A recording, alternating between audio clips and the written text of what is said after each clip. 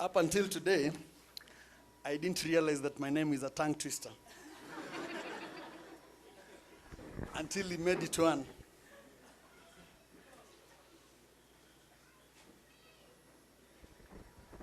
My name's Ombati Vincent. I don't know whether to call myself a student of Pinnacle or not. I have my reasons. Can I set them?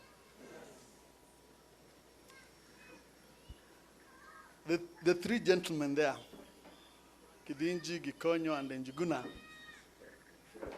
taught me CPA. And that time they had a balanced life. This thing was not there. We used to play a lot of football with them. By the way, they are very good footballers. I don't know whether you know that. Do you know that? Yes. Yeah, they do that. I don't know what to say about Mesanjiguna. He plays football, but outside the pitch. Now, again, I'm very happy. Yeah? This is one of those moments that I'm also very happy to finally meet my college mate. I think he was a class ahead of me. I'm not so sure whether class or we were in the same class. And he lives a balanced life.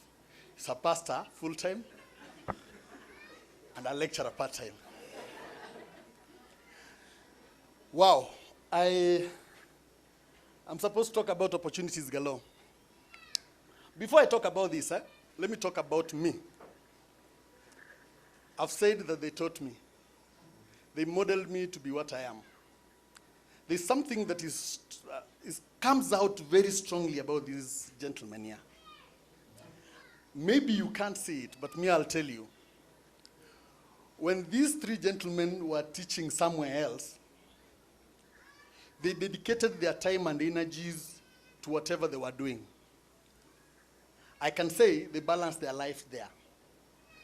Religiously so that when they moved out to go somewhere else, you didn't need anybody to invite you there. You just had to go follow them because you knew their productivity. True or false? Because they made that wise decision to move to the next level, they created employment. That is why some people here are calling themselves lecturers, and you are students, and we have other subordinate staffs who are not here. Don't we call that the money that you guys are looking for? Ama mnatafuta pesa ingine? You understand? My name is Ombati. I've worked for several companies. I've worked in the manufacturing industry. I've worked in the real estate industry. I've worked in so many areas. I worked until May 2010 when I pulled out to set up my own platforms. I have a number of companies that I run. I have a real estate company. I have a consultants company. And there's a new baby that is not even a month old, a security company. You will wonder why a finance manager will pull out of employment to leave money that he's sure of, to go chase money that he doesn't know where it's going to come from. It is one very hard decision for one to make. It's just like leaving employment where you're earning a salary to no job. But I'll always ask one question. Between employment and home, which is more of a comfort zone than the other? You guys are lying. We all want to stay home because that is the truth. But then when you are being told you're going home, you worry. Why worry then when you're going home, where is the comfort zone? In fact, we are very lucky at this particular age in time. My father is an accountant, and I decided to be an accountant at class 7. I know probably you guys had not decided to do that. But I decided that I'll be an accountant in class 1, class 7. Before I move on with the story about what moved me to that level, I'll tell you this. As an accountant, if you sleep hungry without food, then trust me, that is a choice you've made. But as an accountant, you are not allowed. It is a taboo to sleep without food. In fact, it is a taboo to be poor.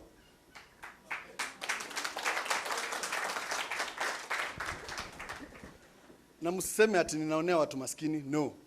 Poverty is a choice. I'll repeat. Poverty is a choice. That is biblical. uliza pastor. If you do not work, you do what? You don't eat. What is that? So meaning if you work, definitely you have to eat. Then tell me how poverty is not a choice. Personal branding. What kind of brand are you? Are you a strong brand or a weak brand in the market? When people look at you, what do they see? Okay, I'm not talking about looking at you in the workplace. I'm saying naturally when they look at you as a person, what do they see? Do they see a weak brand or a strong brand? That goes back to you in college. Kuna wenye wamemaliza section 6. I've seen you guys talking strongly about clearing and you don't want to go back. You've just done the exam and you're waiting for the results. That is one step. Please pass those exams. But remember this. As much as you're working so hard to pass the exams, make sure that you remember what you were taught. Don't read to pass exams. I'll repeat. Kindly, I beg you, do not read to pass exams. Passing exams is so easy. When you come to my office, I'll employ you, probably you won't last the probation period. During our time, Mr. Gikonyo, Gidinchi, and Njuguna will tell you, they used to ask, please, I want an accountant, but let him be the one who has passed through KTC. Why? Minadanganya. Why were they saying that? The training we were going through that time, boss, Buddha boss. Unapita 4, unaanguka moja, unarudishiwa zote. Ukweli ama uongo? My prayer is that they return that back. I'm being very honest. Okay. We are talking here as friends. I'm an accountant. And I want to, can I explain myself at least? Why am I saying they bring it back? We are doing what we call mass production. Everybody, when we were growing up, we were told that soma kwa bidii ndio upate kazi, uandikwe kazi. Sasa hizo kazi mnataka muandikwe, ni nani anaenda kuzitengeneza?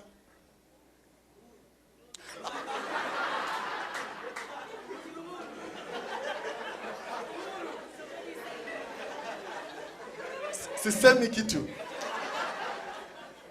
Literally what I'm telling you guys is this, You'd rather produce less but quality than producing so much to nowhere. It used to create a level of discipline which is not there now.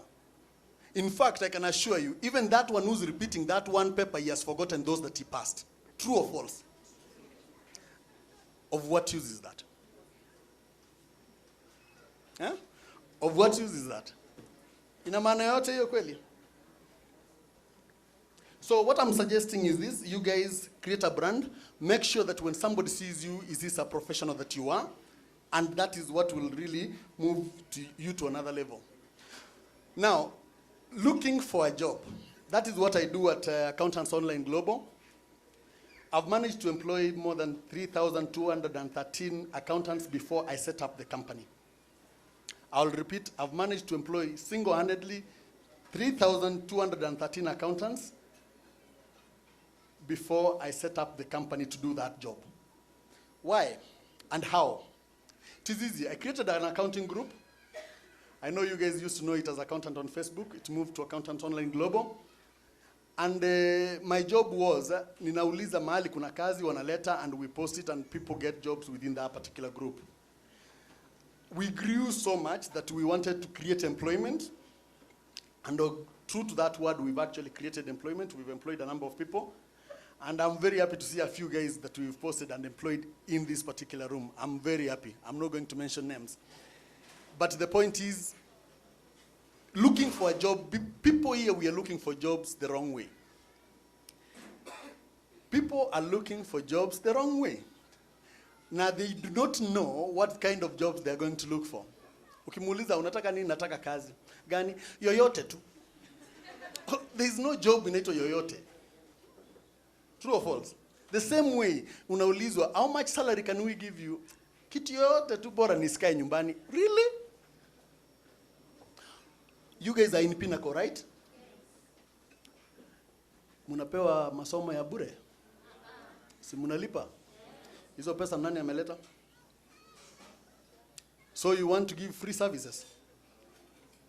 What I'm telling you is this. You must know your worth. But before you start knowing your worth, can you kindly make sure that your paperwork is right?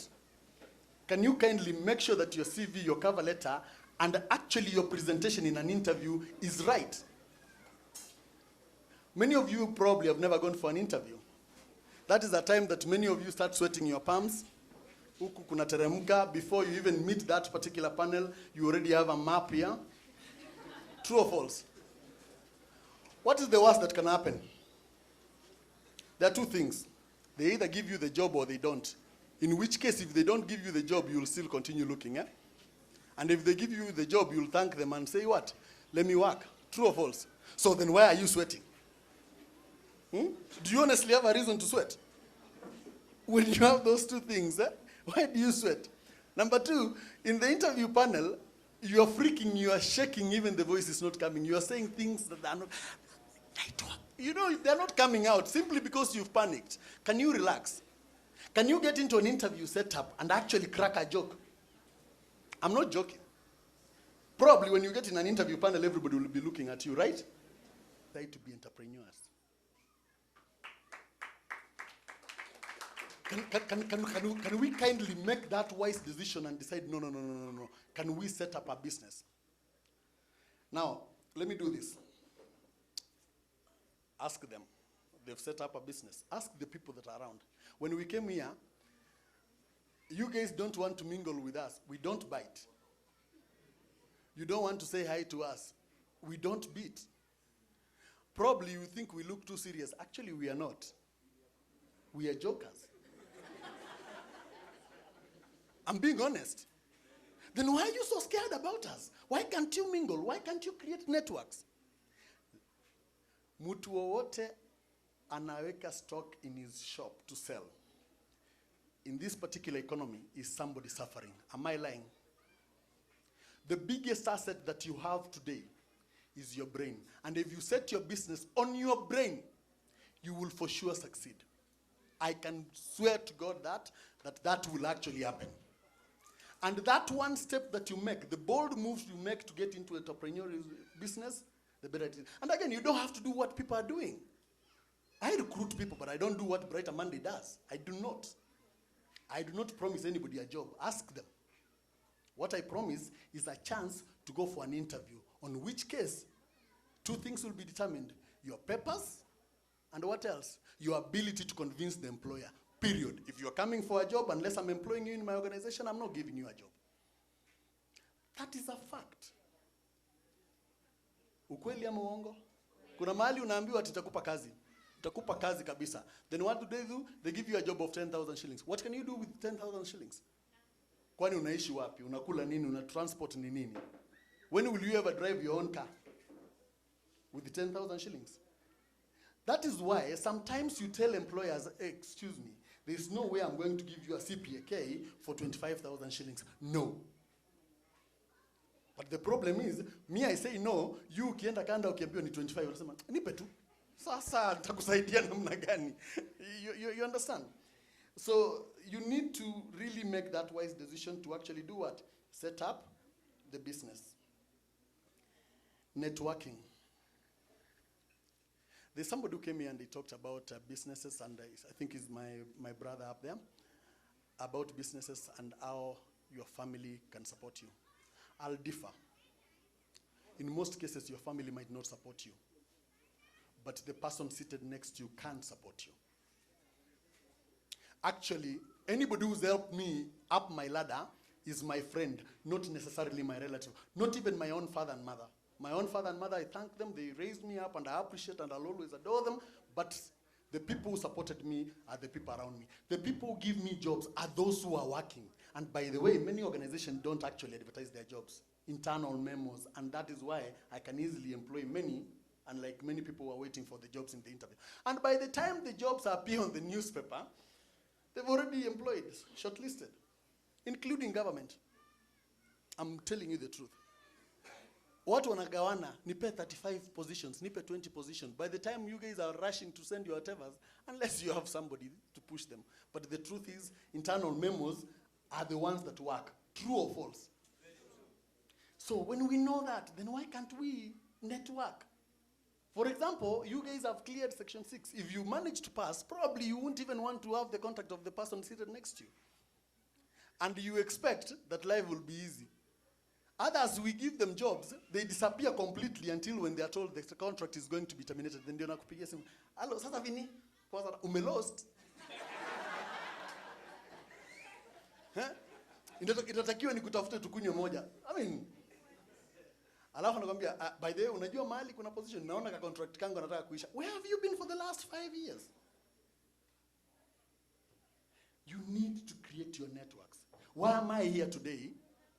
Why am I here today? I wasn't in Pinnacle, but I love my brothers. We meet them with them every single day. I came here because I need this network to expand. I need you guys. And you need me. That's a fact. So when we know we need each other, why can't we be together? Ati sasa umemaliza kutoka Pinnacle, maneno ya Githinji utaki kusikia. Bro, you need him more than he needs you. Ati sasa Njuguna, tutaonanga tu kwa barabara. Bro, you better go visit him and buy him a soda.